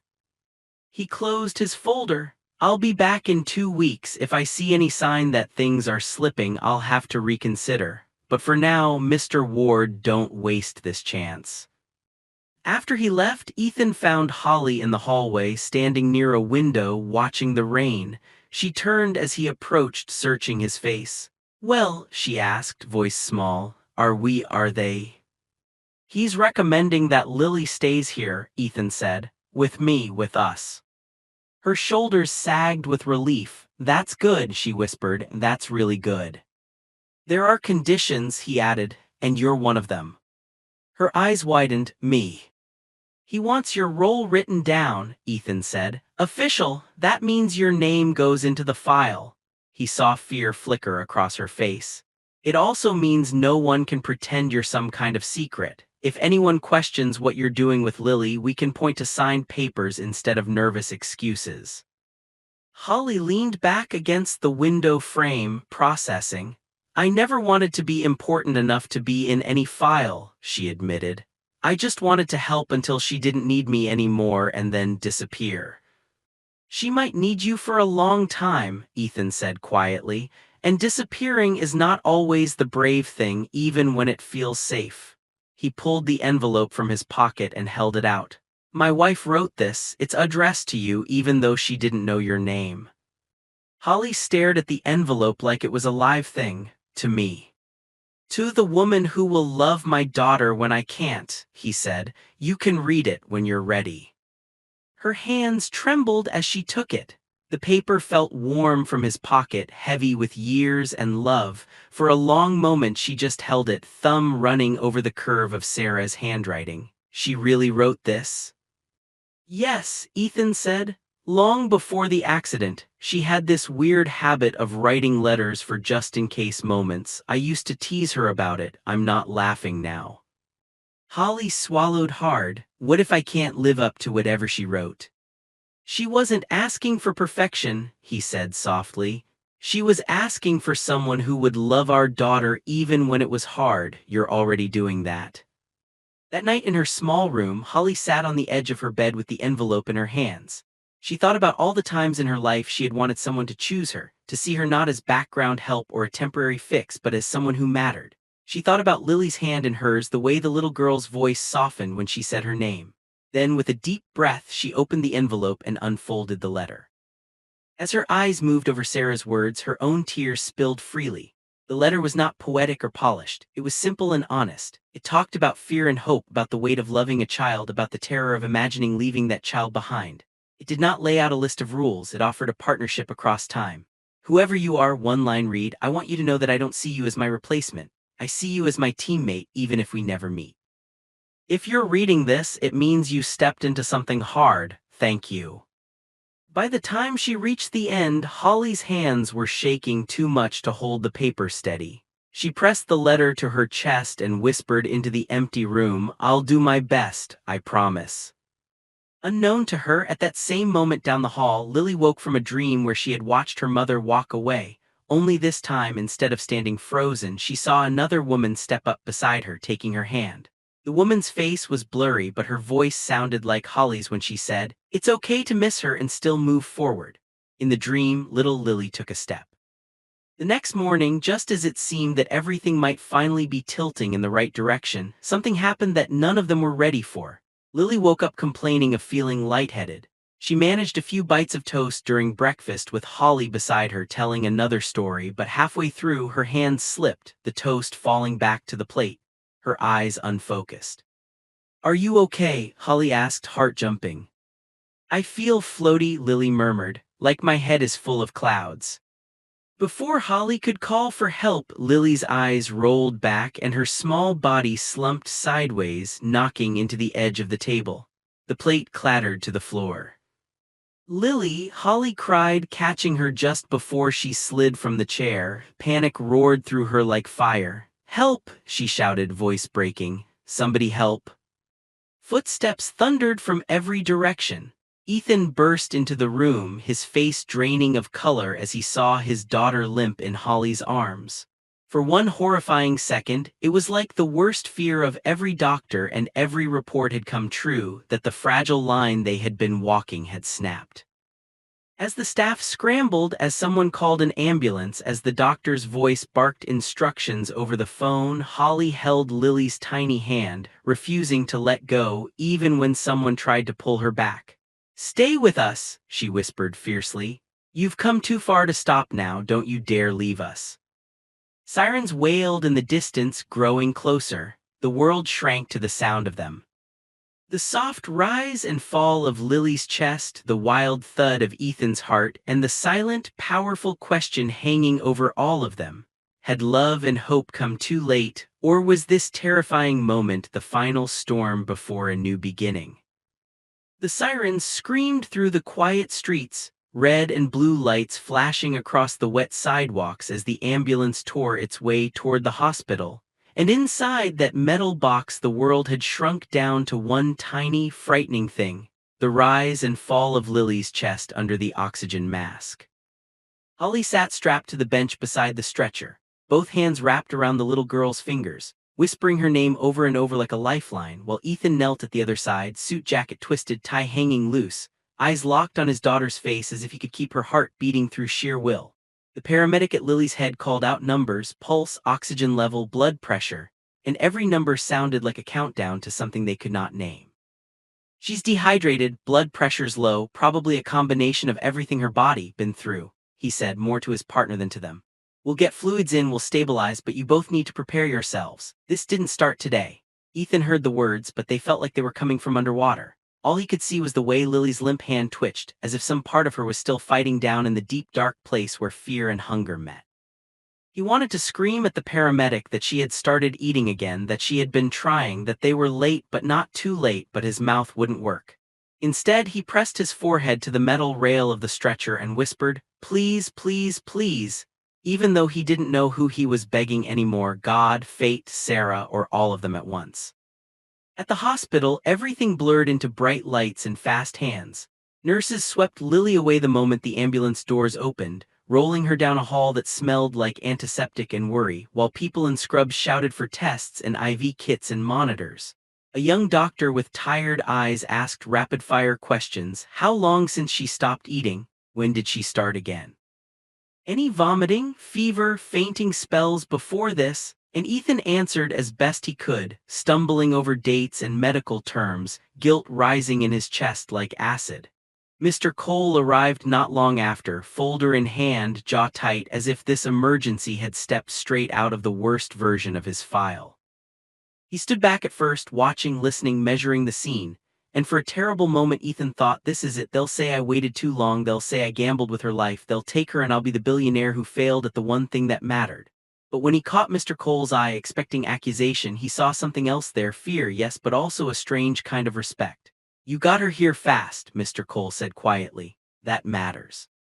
And then more softly, now we let the doctors do their job. They waited in a small family room with soft chairs and harsh clocks. Minutes stretched like hours. Every so often a nurse came in with a tiny update. They'd started fluids, they'd run labs, her heart rhythm looked stressed but not catastrophic. Her body was reacting to the sudden changes in a way they'd been afraid of, but they were on it. At one point, a different doctor, older and more serious, came in with a stack of papers and a rehearsed speech about how dangerous it was to let a child's nutritional state decline so far before seeking hospital care. He used words like borderline failure, high risk, and questionable judgment, and each one slammed into Ethan like a stone. Before he could defend himself, before he could explain that he had been trying to listen to the same medical voices that now scolded him, another voice cut in. With respect, doctor, Mr. Cole said, stepping forward, your colleagues have been signing off on in-home care this entire time. You don't get to dump all the blame on a grieving parent because you're uncomfortable with seeing the end result of a system that failed first. The important thing now is that she's here, she's being treated, and we have proof she was improving before this episode. Let's focus on her, not on pointing fingers. The room went quiet. The older doctor's mouth opened, then closed. He muttered something about doing our best and left, the papers still in his hand. Ethan stared at Mr. Cole, surprised. Why would you defend me? He asked hoarsely when they were alone again. Mr. Cole's shoulders sagged a little, like he was tired of holding himself so straight. Because I've seen what it looks like when nobody defends the parent who's trying, he said. I can tell the difference between neglect and a man drowning in love and fear at the same time. You made mistakes, yes. But you never stopped fighting for her. My job is to protect children, not punish love. Hours passed. Holly sat curled in a corner chair, elbows on her knees, hands pressed over her mouth to keep her own fear from spilling out and filling the room. She thought about her brother, about all the nights she had watched him breathe, counting each rise and fall like beads on a string, afraid that if she missed one, the next would not come. She thought about Sarah's letter, still folded in her pocket like a small beating heart, and the line that had branded itself into her mind. Tell her I would rather she be laughing without me than crying herself into the ground for me. You did this to yourself, she whispered to the memory of her younger self who had skipped meals to make food stretch for her siblings. You starved so they'd eat, and now this little girl is starving so she can hold on to someone who is already gone. We have to break this chain. We have to. Finally, a nurse came in and called their names. She led them down a long hallway to a curtain room where machines beeped softly and the air felt heavy and hopeful at the same time. Lily lay on the bed, small hand taped to an IV line, cheeks still pale but not as hollow. Her eyelashes fluttered as they stepped closer. She had what we call a syncopal episode, the nurse explained. Her body is exhausted. It's adjusting to having real fuel again. Think of it like a car that's been running on fumes, suddenly getting a full tank and a tune-up, it sputters a bit. The labs show she's malnourished but not beyond repair. No permanent damage that we can see yet. We're going to keep her for a few days, maybe a week, to stabilize and watch for complications. After that, with the right support, she has a very good chance of fully recovering. The words "very good chance" sounded like music. Ethan closed his eyes and let out a breath he felt like he'd been holding since the day of the accident. Can we see her? He asked. You're seeing her now, the nurse said with a small smile. She's been asking for both of you in her sleep. She nodded toward Holly, who blinked in surprise. She called for her dad and for the lady with the stories, that be you, I'm guessing. Holly stepped to the bedside, her heart beat loud in her ears. She reached out and gently brushed a strand of hair from Lily's forehead. "Hey, Bunny," she whispered, using the nickname that had grown naturally out of their bunny stories. "You scared us." Lily's eyes opened slowly, focusing on the blurry shapes around her. When she recognized them, a weak smile tugged at her lips. "I didn't mean to," she whispered, voice scratchy. "Everything just went sideways." "That's one way to put it," Ethan said, forcing a watery laugh. He took her hand carefully, mindful of the IV lines. "The doctors say your body is tired, but it's not quitting. You're still here, and you're going to get stronger." Lily looked at the tubes, the monitors, the strange room. For a moment, fear crept back into her eyes. "Am I in trouble?" she asked. "For not eating before, for making everyone worried?" "No," Ethan said firmly, leaning closer so she could see his face clearly. "You are not in trouble, you are loved. That's not the same thing. We were worried because we love you, not because you did something bad. There's a big difference." Holly swallowed, then reached into her pocket and pulled out the folded letter. "Your mom left something for the person who would be here with you if she couldn't," she said softly. "I think you should hear some of it, if you're ready." Lily's eyes widened. "A letter from Mommy." "From before," Ethan said, his own voice trembling. "She wrote it a long time ago, just in case. She was weird like that." He smiled through his tears. "You want us to read it together?" Lily nodded, clutching her bunny tighter. Holly unfolded the paper, flattened it gently on the edge of the bed, and began to read in a soft, steady voice. She did not read the whole thing. Some parts were for adults, for her and Ethan to carry. But she chose the lines that mattered most to a little girl with tape on her hand and fear in her eyes. Lines about how much her mother loved her. Lines about how it was okay to laugh again someday. Lines about how eating and playing and growing were not betrayals, but gifts. When she reached the sentence that had cut her so deeply, "Tell her I would rather she be laughing without me than crying herself into the ground for me," her voice wavered, but she kept going. "That means," she said, looking at Lily over the paper, "that your mom would rather hear you giggling from wherever she is than see you hurting yourself trying to prove you loved her enough." Tears slid silently down Lily's cheeks. "I thought if I ate, it meant I was okay with her being gone," she whispered. "I thought it meant I didn't miss her." "Oh, baby," Ethan said, brushing her tears away with his thumb. "Missing someone doesn't live in your stomach, it lives in your heart and your memories. You could eat 10 pancakes and it wouldn't push her out. She's not going anywhere." "What if I forget her voice?" Lily asked, panic flickering. "What if I forget her laugh?" "You won't," Holly said, "because we're going to say her name and tell her stories and keep looking at her pictures and reading her words like this letter. We're going to build so many memories around her that your brain won't be able to forget even if it tried. But to carry all that, you need a strong body, a strong heart. Food doesn't erase her, it helps you hold her better." Something shifted in Lily's eyes then, a small but clear movement like a locked door clicking open. "So, if I drink this," she said, glancing at the cup of clear liquid on the tray, "it doesn't mean I don't love her." "No," they both said at once. She hesitated, then reached for the cup. Her fingers shook, but she lifted it to her mouth and took a slow sip. It was a small thing, just a bit of hospital broth flavored with salt and boring, but in that moment it might as well have been the greatest feast in the world. Holly and Ethan watched in silence, their hearts pounding as she swallowed and took another sip. When she set the cup down, she looked almost surprised. "My tummy doesn't hurt this time," she said. "It feels warm." "That's what hope feels like," Holly said quietly. The days that followed were not perfect.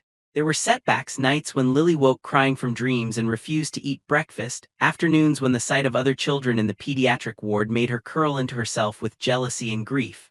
There were arguments with doctors over what slow refeeding should look like, over feeding tubes versus trust, over how much control a 3-year-old should have over her plate. There were meetings with hospital social workers, where Ethan had to sit in yet another small room and answer questions about his work schedule, his coping mechanisms, his support system. Through it all, Mr. Cole kept showing up, not as a threat this time, but as a strange kind of shield, quietly steering conversations away from blame and toward solutions. One afternoon, as Lily slept after a round of tests, Ethan and Holly sat together in the hospital cafeteria, 2 paper cups of coffee growing cold between them. They were too tired for small talk. For a while they just watched other families move in and out, parents holding toddlers' hands, teenagers in wheelchairs, nurses carrying trays. Finally, Ethan spoke. "I spent most of my life believing money could fix anything," he said. "If it was broken, you either bought a new one or paid the smartest person in the room to repair it. I thought grief worked the same way. Hire the best doctors, the best therapists, throw enough checks at the problem and it will go away." "How's that working out?" Holly asked quietly, a half-smile tugging at her mouth. He huffed a laugh. "Not great," he admitted. "Turns out grief doesn't care about bank accounts, it just sits there until you look it in the face. I hired a dozen experts and in the end the person who reached my daughter was the one who sat on the floor and told her the truth in words she could understand." "You helped too," Holly said. "She wouldn't be trying if she didn't believe you wanted her here." "I almost lost her," he whispered, staring at his hands. "Twice, first to silence, then to this." He looked up at her, eyes raw. "Thank you for not staying quiet when it would have been easier." Holly shrugged, blinking away her own tears. "Silence never saved anybody," she said. "It just hides the damage until it cracks open even worse. I learned that the hard way." "Tell me about your brother," he said suddenly. She hesitated, then nodded. "He was stubborn," she began. "Still is. When our dad left, he stopped eating as a way to punish the world. He thought if he hurt himself, maybe someone would notice how wrong everything was. My mom worked 3 jobs. We couldn't afford fancy doctors, so we sat on that ugly kitchen floor and made up stories about animals and magic bites until he finally believed it was okay to want to live even if someone else had walked away." She smiled faintly. "He's fine now. Eats too many burgers, actually. But I never forgot the look in my mom's eyes during that time, that mix of fear and love and helplessness. I saw the same look on your face the first day I came and I thought maybe I know a little something that could help." "So you walked into a billionaire's house and ignored all the rules," he said. "And I'd do it again," she replied. "Rules are important, but mercy is more important." When Lily was finally discharged, a week later the air outside the hospital felt different. The sky was clear, the sun gentle. She walked out on shaky legs, one hand in her father's, the other in Holly's, IV bruises fatting on her small arms, a stuffed bunny tucked under her elbow. There was a new schedule in place, follow-up appointments, therapy sessions, a detailed meal plan built by the nutritionist and approved by Dr. Miller. There was also a new understanding written into the stack of paperwork Mr. Cole handed them. Formal consent for in-home emotional support from a non-medical caregiver named specifically as Holly Brooks. "Most forms don't look like this," Mr. Cole said as they stood by the car. "You forced us to write a new one, don't waste it." Ethan shook his hand, really shook it this time. "Thank you," he said. Mr. Cole shrugged. "Thank your wife," he said, nodding toward the bag where Sarah's letter now lived, tucked beside the photo album. "She saw all this before any of us did." Then he bent down to Lily's level. "You keep eating those mystery pancakes, okay?" he said with the ghost of a smile. "I don't want to see your name in my files ever again."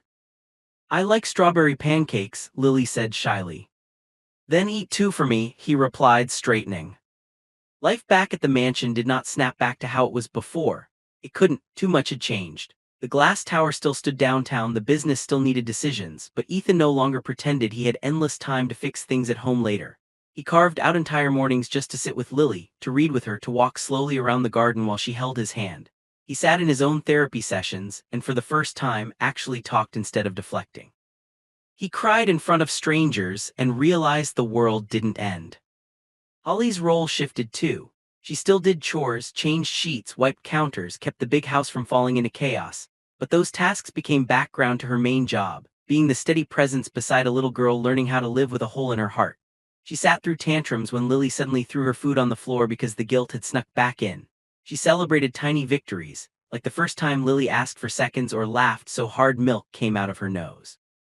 She sat with Ethan at the dining table late at night, sorting through paperwork for grief support groups and children's charities, both of them recognizing that what their house had needed, others needed too. One Sunday morning, a few months later, the house was buzzing with an unfamiliar kind of energy, hopeful, busy, focused. In the big kitchen, Holly stood at the stove flipping pancakes that were not quite round, using a ladle to form wobbly shapes that looked like hearts, stars, and a very questionable dinosaur. Lily sat at the island, legs swinging, wearing an apron that was still too big but not as huge as it would have been months ago. "That one looks like a duck," she announced, pointing at the pan. "It's definitely a duck," Holly agreed, "or a duck who wants to be a turtle when it grows up. Can we call it a mystery duck?" "Done," Holly said, sliding it onto a plate. Ethan walked in, hair still damp from a shower, holding 2 envelopes. "Today's the day, huh?" he said, leaning down to kiss the top of Lily's head. "What day?" she asked, stuffing a piece of pancake into her mouth with delight. "The day we send these," he said, holding up the envelopes. One was addressed to a foundation that funded grief support programs for children. The other was addressed to a small clinic in the neighborhood where Holly had grown up, the one she'd told him about in pieces, where kids like her brother used to wait for hours to see an overworked doctor. The board approved it. "We're funding a whole wing at the hospital for pediatric grief and eating-related trauma. And we're starting a program in your old neighborhood," he added, turning to Holly. "Family counseling, food support, training for staff who are usually just told to deal with it. We're calling it the Laugh Again Project." "That's a silly name," Lily said, giggling. "That's the point," Ethan said. "We want kids to know it's not a crime to laugh again." He looked at Holly. "I want you to help design it, talk to the people running it, tell them what actually helps if you're willing." Holly's eyes filled. "You're going to pay me to tell people to sit on floors and tell the truth?"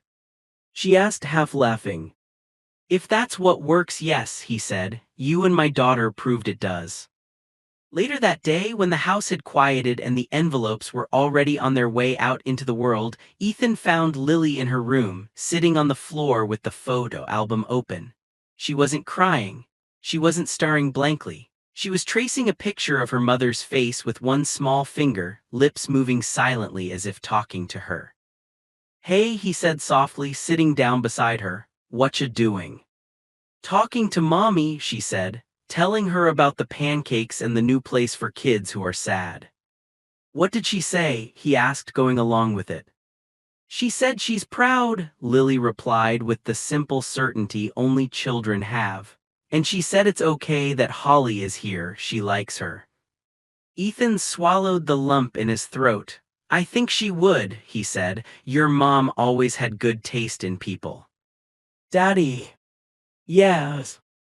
"Remember when I didn't eat?" she asked. He nodded slowly. "I remember, that was a very scary time." "I thought if I was hungry enough she would see," Lily said matter-of-factly, "like I was making a big sign." She paused, then added, "But it just made you sad, and it made me tired. I don't want to do that anymore." Relief washed over him like sunlight. "What do you want to do instead?" She looked up at him, eyes clearer than he'd seen them in a long time. "I want to eat and play and tell people about her and maybe help other kids who are sad like me." She smiled a little. "Like what you and Holly are doing." He pulled her into his arms, holding her close. "You already are," he whispered into her hair. "You already are." Months later, when the story of the billionaire's daughter who hadn't eaten in 2 weeks until a new maid did the impossible made its way into the world as a video, it didn't start with boardrooms or bank accounts. It started with a father in a doorway, watching his little girl take a tiny, shaky bite of oatmeal because a young woman from the other side of the city sat on the floor and told her she was allowed to live and love at the same time. It showed the nights in the hospital, the letter from a mother who loved beyond her own life, the way systems can hurt and heal, the way kindness from unexpected places can change the ending. It talked about how money can buy doctors and machines, but sometimes the miracle comes from someone who has sat in the dark themselves and refuses to let another person stay there alone. By the time the video faded to black, thousands of people who watched it had tears on their faces and something new in their hearts, a quiet voice whispering, "Who do I know that is starving in silence? Who can I sit beside?" And as the narrator's voice gently reminded them that miracles often look like small, stubborn acts of love, a simple message appeared on the screen, echoing what this family had learned the hard way. You don't have to be rich to be someone's impossible answer. You just have to refuse to walk past their pain. If this story touched your heart, reminded you of someone you love, or gave you even a little bit of hope that broken families can heal, please take a second to like this video, share it with someone who needs it, and subscribe to this channel to support our growth. Your support helps us keep creating life-changing stories like this one. And you never know whose life might be changed by the next impossible miracle we share.